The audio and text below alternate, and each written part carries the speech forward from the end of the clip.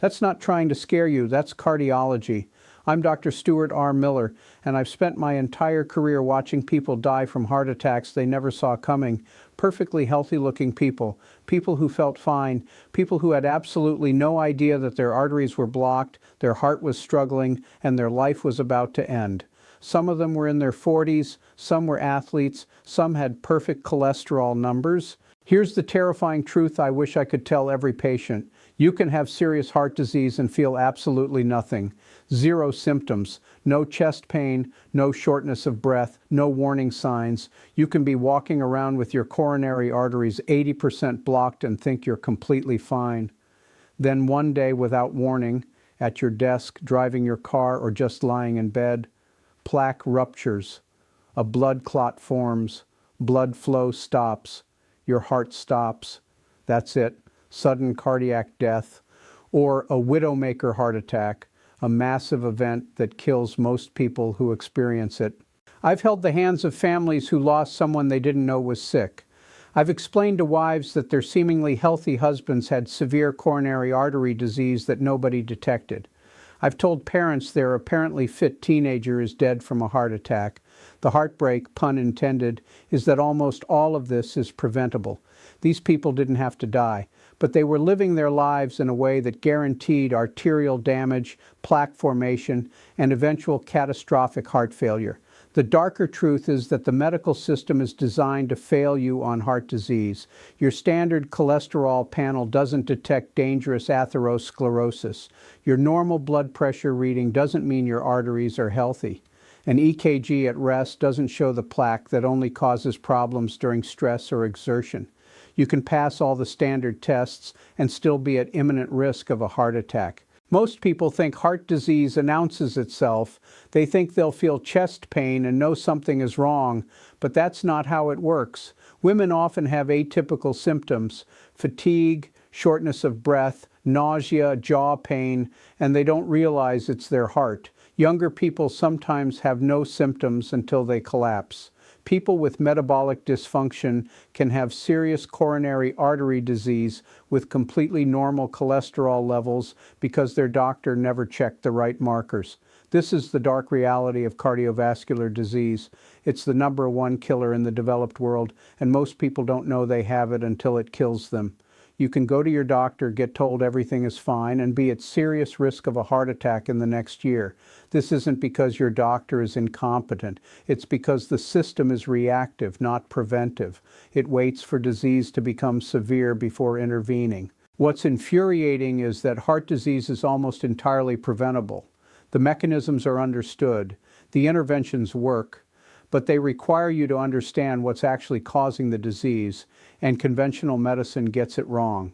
It focuses on lowering cholesterol with statins while ignoring inflammation, insulin resistance, visceral fat, oxidative stress, and arterial dysfunction. This script is what I wish I could tell every patient before they become a statistic. It's the cardiovascular science that cardiologists understand but rarely explain. It's the framework for preventing and reversing heart disease that works exponentially better than medication-only approaches. And most importantly, it's the wake-up call that if you ignore this, your heart might stop without warning. But if you listen and act, you can protect yourself. Your heart can stop without warning, but it doesn't have to. Let's fix that. Main script, 4,000 plus words, Dr. Stuart R. Miller. Heart disease is an assassin. It attacks silently, develops invisibly, and strikes without warning. In my years in cardiology, I've held the hands of people who got a death sentence from me when they thought they were perfectly fine. I've explained to devastated families why their seemingly healthy relative is now dead or permanently disabled from a massive stroke. I've seen the shock in people's eyes when I tell them their coronary arteries are severely blocked because they had no symptoms, no warning, no clue that their life was about to change forever. The scariest part of my job is that most of what I see is completely preventable, entirely preventable. These people didn't have to be here, they didn't have to have heart disease, but they were living their lives in a way that guaranteed arterial damage, plaque formation, and eventual catastrophic cardiac events. And the worst part is that they had absolutely no idea it was happening. Let me explain what actually happens in cardiovascular disease, because most people don't understand the mechanisms, and understanding them is absolutely crucial to preventing them. Your arteries are not simple pipes. They're living tissue with an inner lining called the endothelium. This lining is incredibly important. It keeps blood flowing smoothly, prevents blood clots from forming inappropriately, and maintains healthy artery function. But the endothelium is also fragile and easily damaged. Once damaged, everything goes wrong. Endothelial damage comes from multiple sources simultaneously in most people: chronic inflammation, oxidative stress, high blood pressure, elevated blood glucose, high insulin levels, environmental toxins, chronic stress, lack of physical exercise, and poor diet. Most people are exposed to multiple of these simultaneously without even realizing it. Each one damages the endothelium a little bit.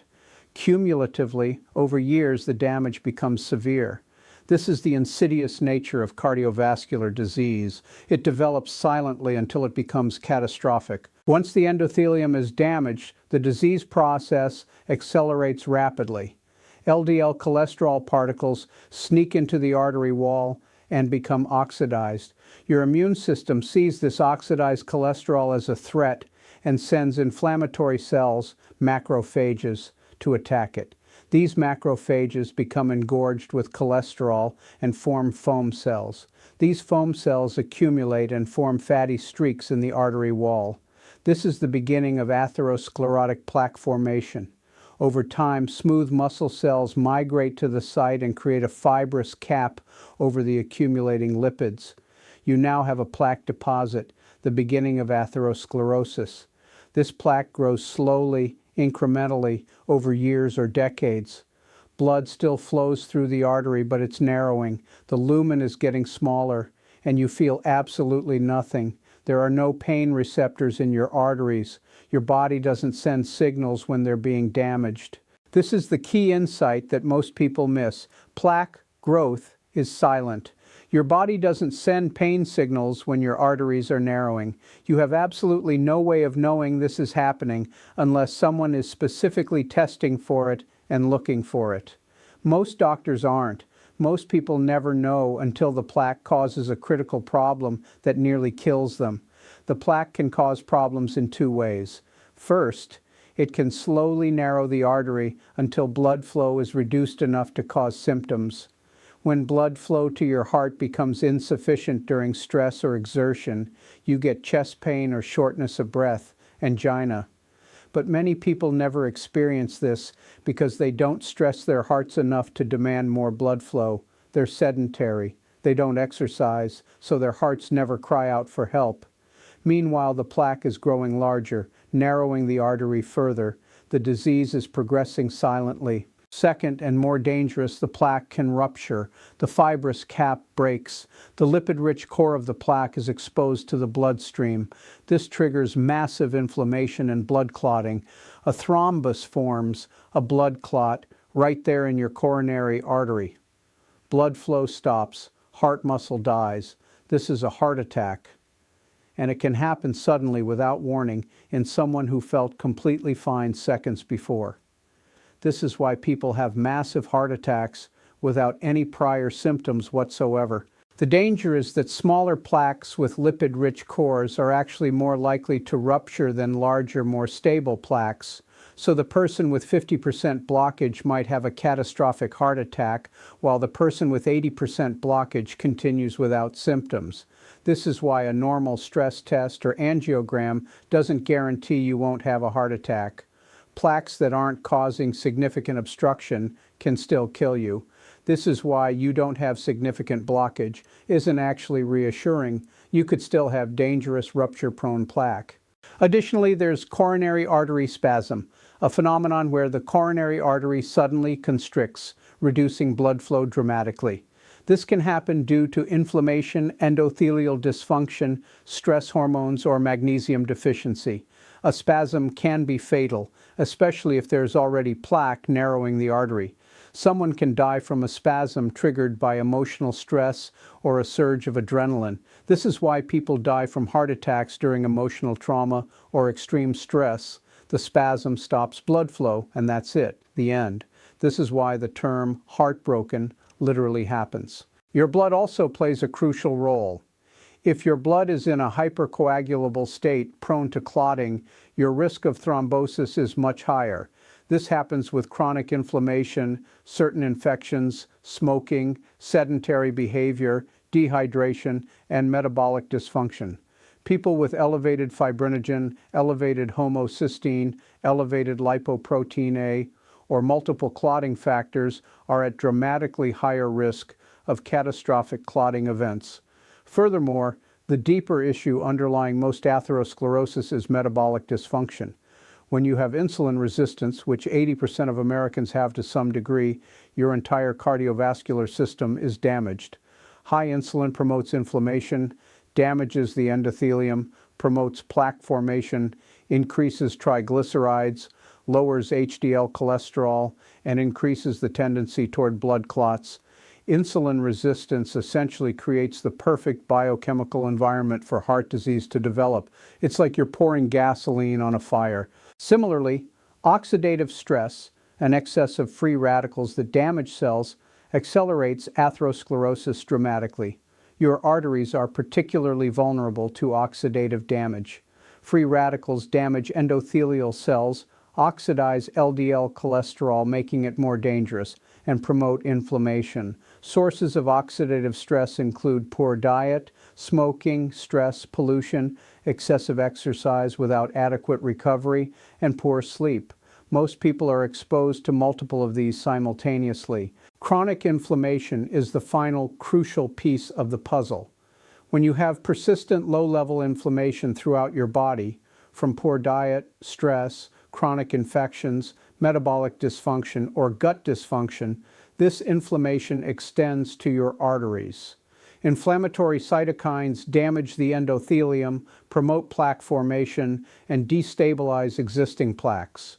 This is why traditional cholesterol-centric models of heart disease fail. They don't account for inflammation, which is often the primary driver of heart disease. So here's what's happening in most people right now. Your arteries are slowly accumulating plaque. Your endothelium is being damaged by inflammation and oxidative stress. Your blood is prone to clotting. Your lipids are probably dysfunctional, even if your total cholesterol is normal. Your metabolism is probably dysfunctional, and you feel completely fine. You have no idea this is developing. You have no symptoms. And one day, could be tomorrow, could be in 5 years, it might kill you. The tests that would actually tell you if you have heart disease are rarely ordered. Your standard cholesterol panel, total cholesterol, LDL, HDL, triglycerides, is nearly useless for detecting actual atherosclerotic disease. You can have normal cholesterol and severe coronary artery disease. You can have high cholesterol and no disease. The test that matters is the advanced lipid panel, which looks at LDL particle number, LDL particle size, ApoB, oxidized LDL, lipoprotein A, and other advanced markers. But most doctors never order this. Similarly, inflammation is critical to predicting heart disease. High sensitivity C-reactive protein, HSCRP, predicts heart disease better than cholesterol in many studies, but most doctors never check it. Homocysteine is another powerful predictor. High homocysteine is associated with severe atherosclerosis and stroke risk, but it's rarely measured. Lipoprotein AA is a genetic marker that dramatically increases heart attack risk, but it's almost never measured because it's not modifiable with statins, so conventional medicine ignores it. The most telling test is a coronary calcium score, a CT scan that detects calcium deposits in your coronary arteries. Calcium indicates plaque. If you have coronary calcium, you have atherosclerotic plaque. If you have a lot of calcium, you have advanced disease. But this test is rarely ordered because it's not part of standard screening. Most people never know they have plaque until they have a heart attack. The warning signs that disease is advanced enough to cause symptoms are often missed especially in women. Classic chest pain is only part of the picture. Women often present with fatigue, shortness of breath with minimal exertion, nausea, jaw pain, shoulder pain, back pain, or just a general feeling of being unwell.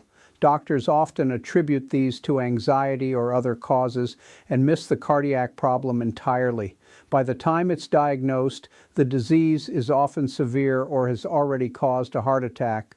Younger people and those without traditional risk factors are also at high risk of misdiagnosis.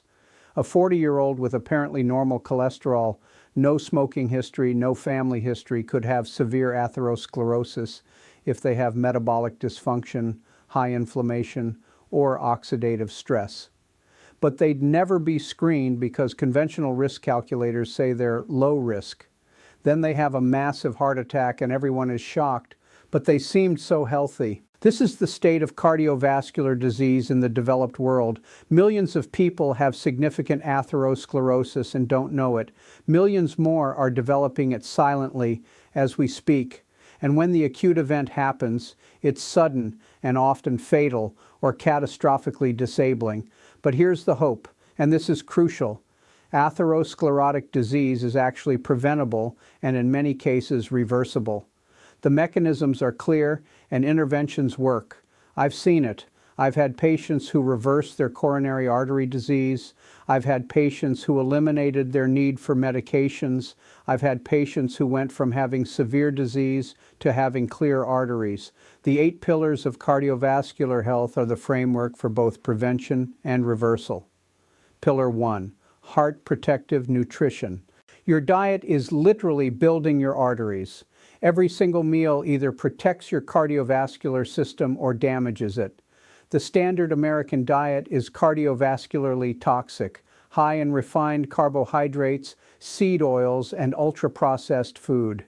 This combination creates inflammation, oxidative stress, metabolic dysfunction, and endothelial damage. Heart protective nutrition is based on real food, quality proteins, fish, meat, eggs, abundant vegetables, especially leafy greens and cruciferous varieties, some fruits, especially berries, nuts and seeds, and healthy fats, olive oil, avocado oil. Omega-3 fatty acids are absolutely foundational. These are anti-inflammatory and reduce cardiovascular disease risk.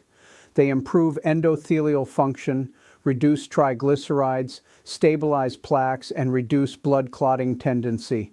The best sources are fatty fish, salmon, mackerel, sardines, anchovies. If you don't eat fish regularly, supplementation is important. Vegetables, especially leafy greens, are cardioprotective. The nitrates in greens improve endothelial function and reduce blood pressure.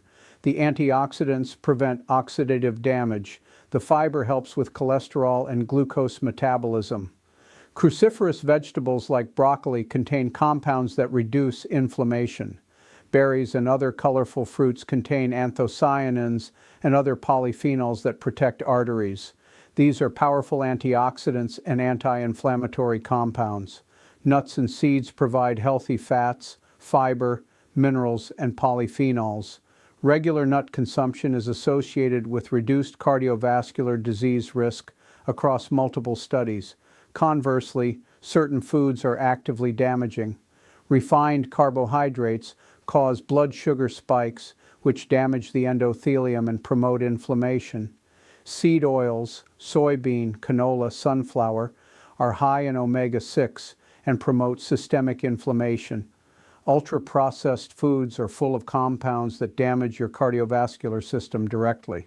The optimal cardiovascular diet is low in processed food, high in real food, with adequate protein, abundant vegetables, healthy fats, and minimal refined carbohydrates.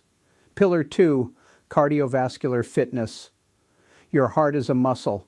Like all muscles, it gets stronger with challenging exercise and weaker without it. Regular cardiovascular exercise is one of the most powerful interventions for both preventing and reversing heart disease. Aerobic exercise improves endothelial function, reduces inflammation, lowers blood pressure, improves metabolic health, reduces visceral fat, and strengthens the heart directly. You don't need to run marathons. You need to do aerobic exercise, any activity that elevates your heart rate consistently, for 150 minutes per week minimum. Additionally, resistance training provides unique benefits for cardiovascular health. It improves metabolic health, reduces visceral fat, improves blood pressure, and improves cardiovascular power output. 3 to 4 strength training sessions per week is ideal. Exercise also provides stress management benefits, improves sleep quality, and improves mental health, all of which are cardioprotective. Pillar 3, blood pressure management. High blood pressure is a major driver of endothelial damage and atherosclerosis. It's the silent killer that many people don't even know they have. Optimal blood pressure is below 120/80. Stage 1 hypertension, 130, 139, 80, 89, should be taken seriously and addressed with lifestyle intervention before medication is needed. Blood pressure is managed through diet, especially sodium reduction and potassium magnesium increase, exercise, stress management, adequate sleep, and weight management. Many people can normalize their blood pressure without medication through these interventions alone. Medication is sometimes necessary, but it should be used in combination with lifestyle change, not as a substitute for it. Pillar 4, stress management and nervous system recovery. Chronic stress is cardiotoxic. Elevated cortisol promotes inflammation, insulin resistance, visceral fat accumulation, and hypertension. Stress hormones increase blood pressure and heart rate, which damages the endothelium directly. Acute stress can trigger coronary artery spasm and cardiac events. This is why people die from heart attacks during emotional crises. But stress itself isn't the problem. Unrecovered stress is. Your nervous system has a stress response and a recovery response. If you're never in recovery, your cardiovascular system is constantly under assault. Stress recovery requires deliberately activating your parasympathetic nervous system through meditation, breath work, yoga, time in nature, social connection, or any activity that calms you deeply. Most people never do this, so they're in chronic stress activation. Additionally, reducing unnecessary stressors, limiting news and social media, improving work environment, setting boundaries with difficult people, helps lower overall stress burden significantly. Pillar 5, sleep quality and quantity. Sleep is when your cardiovascular system recovers. During sleep, blood pressure drops, heart rate slows, inflammation decreases, and metabolic health improves. Sleep deprivation impairs all of these. Chronic sleep deprivation is associated with increased heart attack and stroke risk. Getting adequate sleep, 7 to 9 hours for most people, and good quality sleep, continuous, restorative, progressing through all sleep stages, is critical for cardiovascular health. Pillar 6, weight management and visceral fat reduction. Visceral fat, fat stored around your organs in your abdomen, is metabolically active and inflammatory. It produces inflammatory cytokines, promotes insulin resistance, and increases cardiovascular disease risk dramatically. Even people who are thin can have excess visceral fat if they have poor metabolic health. Weight management through diet and exercise, especially exercise that reduces visceral fat, is important for cardiovascular health. Pillar 7, inflammation reduction. Chronic inflammation is the primary driver of atherosclerosis. Reducing systemic inflammation is critical. This is accomplished through diet, reducing processed food, increasing antioxidant foods, exercise, stress management, adequate sleep, healthy gut function, and eliminating sources of chronic inflammation like infections. Pillar 8, targeted cardioprotective supplements beyond diet and lifestyle. Specific supplements have strong evidence for cardiovascular protection. Omega-3 supplementation, fish oil, or algae is foundational.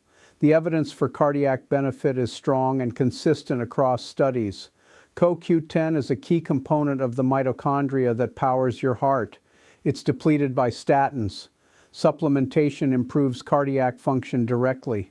Magnesium is critical for heart rhythm, blood pressure regulation, and endothelial function. Many people are deficient. Potassium is essential for heart rhythm and blood pressure. Dietary sources are optimal, but supplementation may be needed. L-arginine and L-citrulline improve endothelial function and blood flow. Polyphenols from sources like grapeseed extract or resveratrol have anti-inflammatory benefits for the cardiovascular system. These supplements support but don't replace the other pillars. When all 8 pillars are in place, atherosclerotic disease stops progressing and actually begins reversing. Plaques stabilize, endothelial function improves, inflammation decreases, blood clotting normalizes, and your cardiovascular risk drops dramatically. This isn't theoretical, this is proven, and I've seen it in my patients. Your heart can stop without warning, but with the right framework, you can prevent it. The interventions work. The question is, will you act?